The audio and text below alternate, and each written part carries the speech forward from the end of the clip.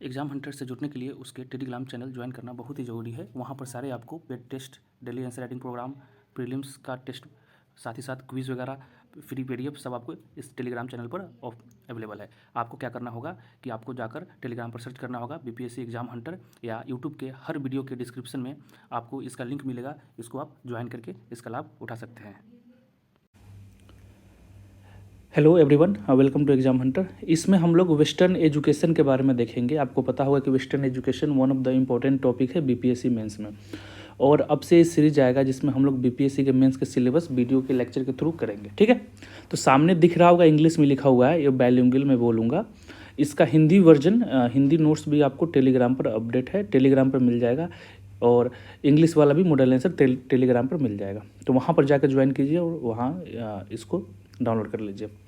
तो हम लोग इसमें वेस्टर्न एजुकेशंस के बारे में देखेंगे। वेस्टर्न एजुकेशंस में खासकर वेस्टर्न एजुकेशन के साथ टेक्निकल एजुकेशन, क्वेश्चन से ही बीपीएससी में पूछता है कि जो वेस्टर्न एजुकेशन का जो विस्तार हुआ था, साथ ही साथ उसमें भी सब टॉपिक है टेक्निकल एजुकेशन का जो विस्तार हुआ था बिहार में, बताइए, और इसका टाइम फ्रेम दे देता है। ठीक है, तो हम लोग इसको देखेंगे कि कैसे डील करना है हमें। सबसे पहले कोई भी आंसर को लिखने से पहले हमें जो जिस तरह से मॉडल आंसर लिखा जाता है, जिस तरह से आंसर लिखना चाहिए, उसी फॉर्मेट में हम लोग पढ़ेंगे। ठीक है ना। तो सबसे पहले हमारे लिए सबसे इंपॉर्टेंट क्या होता है? परिचय। परिचय क्या होना चाहिए? ठीक है ना। परिचय को हम कैसे लिखे जो सबसे अलग हो। ठीक है, तो उसमें आप क्या कुछ ऐसा आपको इनोवेशन करना होगा कि डेट इज डिफरेंट, सबसे डिफरेंट हो। तो कुछ की पॉइंट्स है जो मैं यहाँ पर बताना चाह रहा हूँ। जैसे बिहार को दोस्तों टेम्पल ऑफ एजुकेशन बोला गया है। बिहार को अगर देखोगे तो बिहार वाज नोन एज, अभी तो कंडीशन बहुत ही बुरा है, Bihar was known as temple of education in ancient India. अगर आप एंशिएंट इंडिया में देखोगे तो बहुत सारे ऐसे स्कॉलर हैं जिसका नाम, जैसे आप चाणक्य हो गया, पाणिनि हो गया, आर्यभट्ट हो गया, ऐसे बहुत सारे स्कॉलर्स कहाँ से आए हैं? तो सारे बिहार से ही थे। ठीक है, तो बिहार को एक टेम्पल ऑफ एजुकेशंस बोला जाता था। खासकर इसमें आप ये सब परिचय में लिखना है, इंट्रोडक्शन में लिखना है। इसमें आप कोट कर सकते हैं जो नालंदा यूनिवर्सिटी है, विक्रमशिला है, ये सब क्या दर्शाता है? बिहार के एजुकेशन हब जो है ना, जैसे अभी कोटा है, वो दिल्ली है यूपीएससी के लिए, वैसे ही बिहार एक था जो पूरे ग्लोबल वर्ल्ड से जो स्टूडेंट है उसको अट्रैक्ट करता था। ठीक है, तो पहले ये होता था, लेकिन ये बात जो एंशिएंट इंडिया के पास मिडाइवल आया, मिडाइवल के बाद आपका आ गया मॉडर्न, तो कैसे चेंज हुआ इस सब को आपको शॉर्ट फॉर्म में उसमें बताना होगा, किसमें? परिचय में। ठीक है, अब देखो, अब तो टेम्पल ऑफ एजुकेशन बोलते थे, और एक सेंटर था लर्निंग का। अगर आप एंशिएंट में देखोगे तो एंशिएंट में आपको नालंदा, वेदांतीपुरी, विक्रमशिला, इसको आप कोट कर सकते हो। साथ ही साथ बहुत सारे जो स्कॉलर्स है फेमस जिसका नाम अभी मैं बताया हूँ, चाणक्य हो गया, आर्यभट्ट हो गया, पाणिनि हो गया, ये सब कहाँ से थे? बिहार में। ठीक है, तो ये सिलसिला चलता रहा, और फिर आ गया मिडाइवल टाइम। तो मिडाइवल टाइम में क्या हुआ कि जब मुगलों का राज आया तो क्या हुआ कि बिहार का जो फेमस सेंटर है ना, लर्निंग का जो फेमस सेंटर है वो बिहार शरीफ पड़ा। आपको पता होगा कि बख्तियार खिलजी द्वारा नालंदा यूनिवर्सिटी का जलाया गया था। उसके बाद जो बिहार शरीफ जो था ना, पटना हो गया, बिहार शरीफ हो गया, भागलपुर हो गया, ये सब मेन सेंटर था एजुकेशन का। अब जब मुगल के बाद ये आ गए, ब्रिटिश आ गए 19th सेंचुरी में, तो उस समय देखा गया कि इन्फ्लुएंस ऑफ वेस्टर्न एजुकेशन मतलब वेस्टर्न जो क्वेश्चन का मेन डिमांड है वहीं की, उसका इन्फ्लुएंस बिहार में भी देखने को मिला। और इसी को हम लोग अभी डिटेल्स में देखेंगे वेस्टर्न एजुकेशंस के बारे में कि किस तरह से बिहार में अपना विस्तार किया है। ठीक है, तो अब ये लिखने के बाद है ना, थोड़ा बहुत आपको देना पड़ेगा, थोड़ा बहुत आपको सिचुएशंस बताना पड़ेगा कि 19th सेंचुरी में जब ब्रिटिश का जो वेस्टर्न एजुकेशन है, ब्रिटिश सरकार अपने जो एजुकेशन सिस्टम है उसको इम्प्लीमेंट कर रहा था पूरे इंडिया में, उस समय बिहार का सिचुएशन क्या था?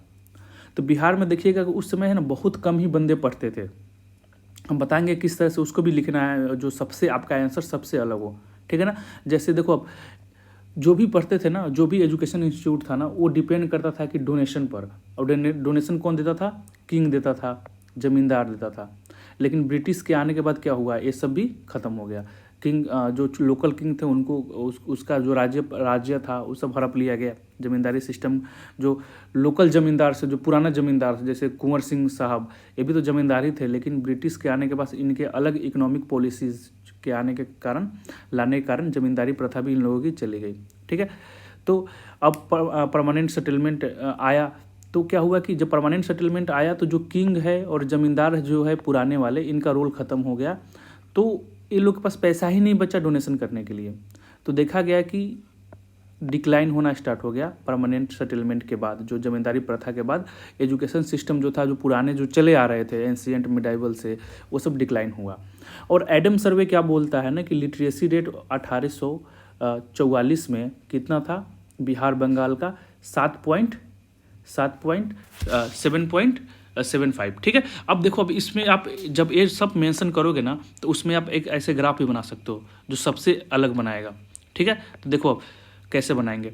अब 1844 में कितना था 7.7%। ठीक है, अब यहीं आप लिख लो 100 साल कर लो, 1948 में कितना हुआ सिर्फ 12%। मतलब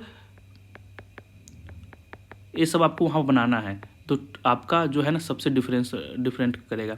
तो एक साल के अंदर में 100 साल के अंदर में सिर्फ 5% बढ़ा है लिटरेसी रेट। तो सोचो कंडीशंस अच्छा नहीं था। ठीक है, अब देखो वेस्टर्न एजुकेशन क्यों लाया गया। सबसे पहले जो कारण पूछेगा ना कि क्या ऐसा जरूरत था जिसके कारण वेस्टर्न एजुकेशन लाया गया बिहार में एज वेल एज इंडिया में। ठीक है, तो वो आपको बताना है। अब उसके बाद आपको क्या करना है, वेस्टर्न इसको बताना है। तो फ्लो चार्ट्स में बनाइए, फ्लो चार्ट्स बना के या उसको एक्सप्लेन कीजिए। सबसे पहले एडमिनिस्ट्रेटिव इंटरेस्ट था। अगर सपोज करो कि ब्रिटिश को अगर राज करना है यहाँ पर, तो जिससे काम करवाएगा, जैसे आप ऑफिस में जाते हो तो काम करते हो, वैसे ही वो उसको जो एडमिनिस्ट्रेशन को रन करवाना है, तो उसके लिए वेस्टर्न एजुकेशन की बहुत ही ज़रूरी है। कम्युनिकेशन स्किल अच्छे होने चाहिए, इस सब की ज़रूरत है। ठीक है ना, तो एक तरह से इनका ये शौक था, ये नहीं चाहते थे कि वेस्टर्न एजुकेशन ला के लोगों को मॉडर्नाइज करे। लोग मॉडर्नाइज हुए, लोग में नेशनलिज्म की भावनाएं आई, अवेयरनेस आया, वो एक अलग मुद्दा है, वो सब पार्ट हो गया। जैसे कोई भी चीज़ हम स्टार्ट करते हैं तो उसके नेगेटिव पॉजिटिव पहलू होता है ना। तो मेन जो ब्रिटिश सरकार का जो काम था वो अपना देखना था, अपने के लिए, सेल्फिशनेस के लिए वेस्टर्न एजुकेशन को लाया गया था। लेकिन उसका भी कुछ पॉजिटिव इम्पैक्ट निकल गया। जैसे हम लोग क्या हुआ, नेशनलिज्म हमारे अंदर बढ़ गया।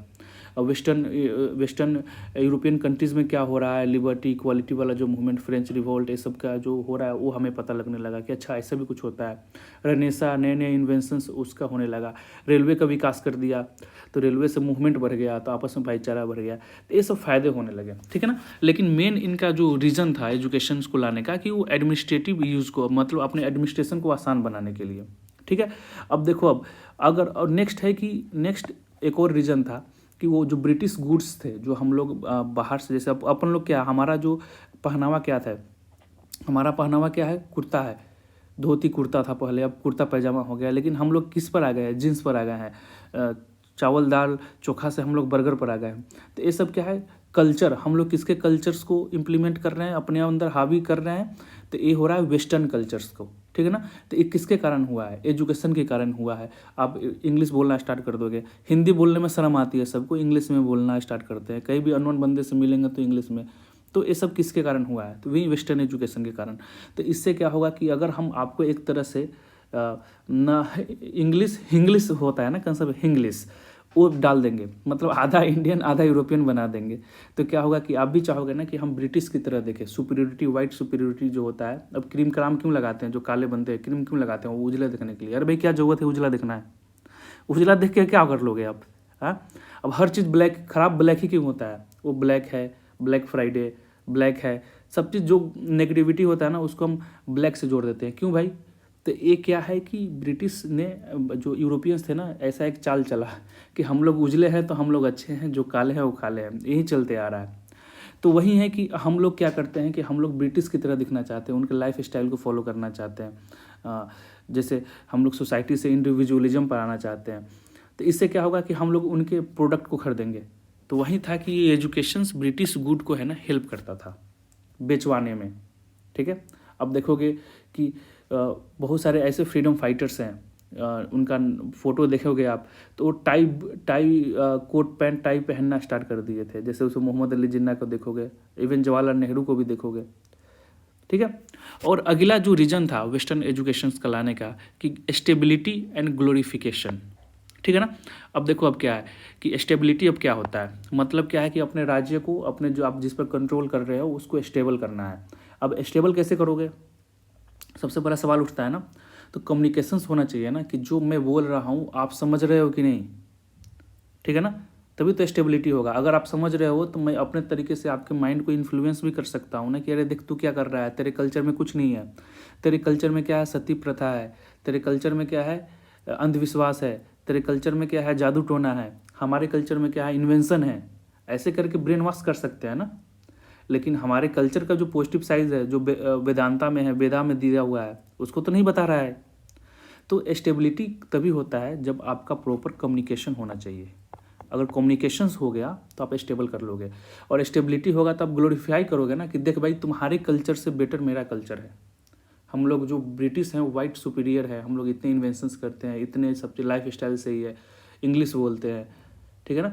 तो इससे क्या हुआ कि वेस्टर्न एजुकेशन का ये भी एक मुद्दा था, ये भी एक एम था कि हम हमारे एम्पायर को स्टेबल बनाना है और अपने आप को ग्लोरीफाई करना है। जैसे होता है ना कि barbarians in dogs are not allowed, ऐसे कुछ करके था वेस्टर्न जो इंडियंस को बोलते थे। तो ग्लोरिफिकेशन करना है कि तुम लोग नीचे हो, तुम लोग बारबेरियंस हो, सुपीरियर हम लोग हैं, और हम लोग पैदा लिए हैं तुम लोग पर राज करने के लिए। अगर तुम अपना डेवलपमेंट चाहते हो, अपना अपलिफ्टमेंट चाहते हो, डेवलपमेंट चाहते हो, तो तुम मेरा गुलाम बन के रहो, ठीक है। अब उससे क्या होगा कि उनका पावर जो होगा ना स्ट्रांग होगा, और वो परमानेंट राज करेंगे। तो दीज आर द रीज़न। सबसे पहले हमको क्या करना है, परिचय देना है, परिचय, उसके बाद कंडीशन बताना है। कंडीशन में आपको क्या करना है, वो ग्राफ बना दीजिएगा। तो क्या होगा कि ग्राफ बनाने से क्या होगा ना कि हिस्ट्री का कंटेंट है ना, वो क्या होता है दोस्तों कि सबका सिमिलर ही होता है, कंटेंट वही होता है, लेकिन आपको थोड़ा अलग दिखना है ना, तो कुछ नया इनोवेशन करना होगा हिस्ट्री में, तभी नंबर 2-3 नंबर एज पर रहोगे। अब उसके बाद बताइए कि क्यों कारण था, वेस्टर्न एजुकेशन का क्या कारण था, ठीक है। तो शॉर्ट नोट्स में आता है तो डायरेक्ट ऐसे ऐसे कर दो, अगर लॉन्ग नोट्स में 4 पेज में आता है तो थोड़ा बहुत इसको एक्सप्लेन कर दो, उसके हिसाब से अपना देख लीजिएगा, ठीक है। अब हम देखते हैं कि वेस्टर्न एजुकेशन का जो फैलाव है कैसे हुआ। तो सबसे पहले आप डालिएगा इसको, अब अलग अलग उसमें आप बात कर सकते हैं कि फेज़ वन में आया चार्टर एक्ट 1813। उसमें क्या हुआ कि 1 लाख रुपया जो है ना सबसे पहली बार दिया गया वेस्टर्न एजुकेशन को या वेस्टर्न शिक्षा को क्या करना है बढ़ाने के लिए, ठीक है। उसके बाद सेकेंड फेज आया मैकुले माइन्यूट, लॉर्ड मैकुले का नाम जानते होंगे 1835 में, ठीक है। और इसमें एंग्लो और ओरिएंटल डिस्प्यूट के बारे में भी आपने सुना होगा कि उस समय बहुत डिस्प्यूट हो गया था कि ब्रिटिश का एजुकेशन होना चाहिए या अपना होना चाहिए। अब इस माइन्यूट से जो इसका रिपोर्ट से क्या निकला कि इन्होंने बोला कि English as a medium of instruction होना चाहिए, जितने भी स्कूल्स और कॉलेजेस है ना उसमें जो मीडियम होना चाहिए वो अंग्रेजी कर दो, ठीक है। तो ओवरऑल देखा जाता है जो ओरिजिन होता है ना वेस्टर्न एजुकेशन का यहीं से होता है। चार्टर एक्ट 1813 तो एक तो पैसा दे दिया, हेल्प कर दिया, लेकिन रियल जो ओरिजिन था ना मैकुले माइन्यूट से ही होता है। इन्होंने क्या बोला कि जितने भी इंस्टीट्यूशन है, स्कूल्स है और कॉलेजेस है, उसमें क्या करना है आपको अंग्रेजी माध्यम स्टार्ट कर दो। अब जो भी पढ़ाया जाएगा अंग्रेजी माध्यम से पढ़ाया जाएगा। और उसने बहुत अच्छा कोटेशन बोला था, अगर आप ये लिख दिए ना तो थोड़ा बहुत इम्पैक्टफुल हो जाएगा कि Indians by blood and colour but English in its moral standard intelligence and taste. मतलब क्या है कि उसको हमको ऐसे पढ़ाना है इंग्लिश मीडियम में कि वो भले ही भारतीय पैदा लिए हों, कलर रेड इंडियंस हो, भारतीय पैदा लिए हो, लेकिन वो काम जो करे ना वो हमारे लिए काम करे, ठीक है। अब यहाँ पर क्या है कि एक फिल्ट्रेशन थ्योरी का आप डायग्राम बना सकते हो। फिल्ट्रेशन थ्योरी का बहुत अच्छा फेमस डायग्राम है मैकुले का कि डाउनवर्ड फिल्ट्रेशन थ्योरी, साइड में आप इसको डायग्राम बना सकते हो जो आपका आंसर दूसरे से अलग बनाएगा। अब कैसे बनाओगे, तो इन्होंने बोला था कि कुछ इंडियंस को पढ़ाओ, सबको पढ़ाने की जरूरत नहीं है।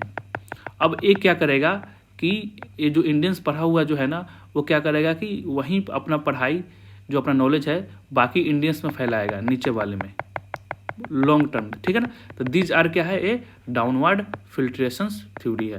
तो इसको आप साइड में बना देंगे, साइड में ए इमेज बना दीजिए, तो थोड़ा अट्रैक्शन लगेगा, थोड़ा अलग लगेगा सबसे, ठीक है। अब देखिए, अब जब ये डिसीजन लिया गया कि लॉर्ड माइकुले साहब थे, उन्होंने बोला कि English as a medium of instructions बनाइए, तो बहुत सारे जिला स्कूल्स खुले, बहुत सारे जिला स्कूल्स और हाई स्कूल्स खुले। और वेस्टर्न एजुकेशन ऐसा एक टॉपिक है ना जिसमें आपको रटना पड़ेगा कि कौन से कब खुले, समझ रहे हो ना, कौन कौन से ईयर, वो करना पड़ेगा, 3-4 बार थोड़ा देखोगे तो हो जाएगा। अब देखो जिला स्कूल कहाँ पर खुला, तो पटना में खुला, आरा में खुला, पूर्णिया में खुला, छपरा में खुला, भागलपुर में खुला। हाई स्कूल मुजफ्फरपुर में, देवघर, मोतिहारी, हजारीबाग, चाईबासा एंड पाकुड़, ठीक है। तो इसको आप क्या कर सकते हो, ये सब आप मेंशन करने के अलावा आप एक ऐसे बना सकते हो बिहार का इमेज, ठीक है, बिहार का इमेज बना सकते हो और नीचे झारखंड बना दो, नीचे झारखंड बना दो, ठीक है। अब क्या कर सकते हो कि साइड में इसको एक्सप्लेन करने के बाद साइड में ऐसे कर दो कि पटना, आरा, हर जगह जो जहाँ जहाँ खुला ना वहाँ पर इसको दर्शा दोगे, तो आपका आंसर थोड़ा अलग हो जाएगा सबसे, ठीक है ना। और हमें वही करना है, सबसे थोड़ा अलग ही करना है, ठीक है। तो इसके कारण जो वेस्टर्न मैकुले वाला जो है उस पॉइंट में आपका ये फिल्ट्रेशन थ्योरी वाला डायग्राम आ जाएगा, ए डायग्राम आ जाएगा। और इसका मेन मुद्दा क्या था, English as a medium of education, और ये जो कोटेशन है इसको आप डाल सकते हैं। और साथ ही साथ आपको क्या है कि इसने डिस्ट्रिक्ट स्कूल्स बहुत सारे और जिला स्कूल्स खुला, उसको आप मेंशन कीजिए, ठीक है। उसके बाद क्या हुआ दोस्तों कि 1863 में ये डेट याद करना होगा, you don't have any options, जिला स्कूल्स खुला देवघर में, मोतिहारी, हजारीबाग, चाईबासा में, उसको भी आप देख सकते हैं। अब उसके बाद तीसरा जो फेज आया है ना वो है वुड्स डिस्पैच का 1854 में, ठीक है। अब इसने क्या करा कि इसने फोकस किया vocational education and establishment of technical schools. अगर क्वेश्चंस आ जाता है ना कि वेस्टर्न एजुकेशन के अलावा अगर आ जाता है कि टेक्निकल एजुकेशन को फोकस करना है, तभी भी ये मेंशन होगा, क्योंकि इसका रिकमेंडेशन ही है कि वोकेशनल एजुकेशंस को आप बढ़ावा दो, टेक्निकल स्कूल्स को बढ़ावा दो, ठीक है। अब इस रिकमेंडेशन के नज़र रखते हुए पटना में 1863 में पटना कॉलेज खोला गया, ठीक है। और ये सब जो डेट है ना वो याद होना चाहिए, ठीक है, 1863। उसके बाद 1883 में TBN कॉलेज खुला भागलपुर में, ये भी टेक्निकल एजुकेशन को सपोर्ट कर रहा था। उसके बाद बिहार नेशनल कॉलेज 1889 में खुला, 1889 में, ठीक है। 1886 में सर्वे ट्रेनिंग स्कूल खुला, जो आगे चलकर 1900 में इसका नाम बदल के कर दिया गया बिहार स्कूल ऑफ इंजीनियरिंग, ठीक है। उसके बाद BN कॉलेज जो पटना में है वो खुला 1897 में, 1897 में, ये सब आपको याद होना चाहिए। अब LS कॉलेज मुजफ्फरपुर कब खुला है, 1899 में। तो ये सब जो था ना सारे किसको प्रमोट करता था, वेस्टर्न एजुकेशन को प्रमोट करता ही था, साथ ही साथ टेक्निकल एजुकेशन को भी करता था, ठीक है। अब आइए 1902 में पूसा में centre for agriculture research and experiment खुला, एग्रीकल्चर रिसर्च एंड एक्सपेरिमेंट। और वहीं 1905 में जाके doctor Rajendra Prasad central agriculture university Pusa, वो वहाँ खुला 1905 में। 1909 में देखोगे तो पटना लॉ कॉलेज खुला, जो लॉ के विद्यार्थी है, लॉ के पढ़ाई के लिए। उसके बाद 1917 में पटना यूनिवर्सिटी खुला, और इसके 2 डिपार्टमेंट बनाए गए, department of arts and department of physics and chemistry, 1917 और 1919। अगर क्वेश्चंस पूछ दे टेक्निकल एजुकेशन में तो department of physics and chemistry को लिखना ना भूलिएगा, ठीक है।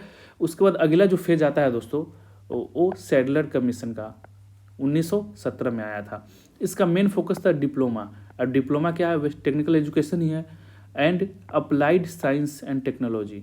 और उसने बोला था कि बहुत सारे ऐसे वोकेशनल कॉलेज बनाना चाहिए। तो वुड्स डिस्पैच हो गया, सैडलर कमीशंस का रिपोर्ट हो गया, ये सब किसको बढ़ावा दे रहा है, टेक्निकल एजुकेशन को ही बढ़ावा दे रहा है, ठीक है। अब देखिए, अब पटना मेडिकल कॉलेज 1925 में खुला। उसके बाद इंडियन स्कूल ऑफ माइंस जो धनबाद में है वो 1926 में खुला। वेटरनरी कॉलेज जो पशु के लिए जो कॉलेज खुला कब, पटना में 1930 में खुला। उसके बाद बिहार कॉलेज ऑफ इंजीनियरिंग, ऊपर वाला हम लोग पढ़े थे बिहार स्कूल ऑफ इंजीनियरिंग, ये खुला 1932 में। धनबाद मेडिकल कॉलेज खुला 1947 में, समझ गए।